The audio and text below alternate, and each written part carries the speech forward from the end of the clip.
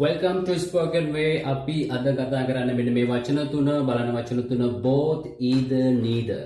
මේ වචන තුන ගැන කතා කරනකොට ඔයා දැනගත යුතු මෙන්න මේ කාරණාව අපි මේ වචන තුන භාවිතා කරන්න ගන්නෙ මොනවා හරි දේවල් දෙකක් ගැන කතා කරන්න. එහෙනම් අපි ගමු දේවල් දෙකක්. අපි අද කතා කරමු tea සහ coffee තමයි අපි අද ගන්නෙ මේ වචන තුන අධ්‍යයනය කිරීම සඳහා tea සහ coffee. මෙන්න මේ ආකාරයට බලන්න ඔයා both ගත්තොත් ඔබ කතා කරන අදාළ දෙකම අයිති. එහෙනම් both වලට දෙකෙන් දෙකම දානවා දෙකම අයිති. ඊද ගත්තොත් එහෙම මේ කතා කරන දෙයින් දෙකෙන් එකයි අයිති වෙන්නේ. එහෙනම් දෙකෙන් එකයි අයිති වෙන්නේ. නීද ගත්තොත් මේ කතා කරන දේ දෙකම අයිති වෙන්නේ නැහැ. එහෙනම් දෙකෙන් බිඳුව අයිති වෙන්නේ. හොඳට බලන්න. එහෙනම් both දෙකම අයිති.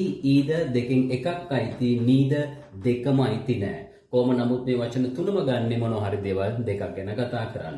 ඊළඟට දැනගත යුතු මේ ආකාරයට both either neither එක්කවා කොහොමද මේ වචන දෙක සම්බන්ධ කරන්නේ කියලා.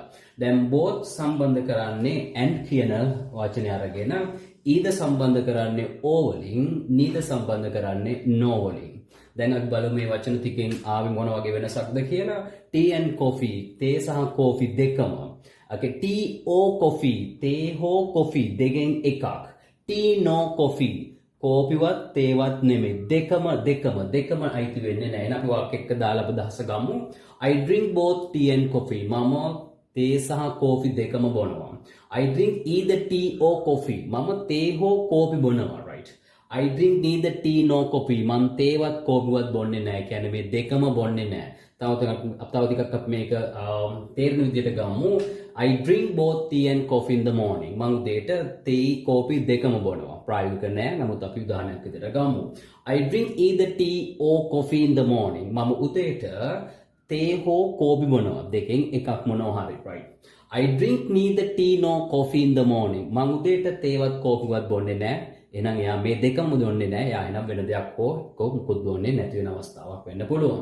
අන්න ඒ විදිහට අපි මේ වචන තුන භාවිතා කරමු. එහෙනම් අවසාන වතාවට බලන්න both දෙකමයි අයිති, either දෙකෙන් එකක් අයිති, neither දෙකමයි අයිති නැහැ.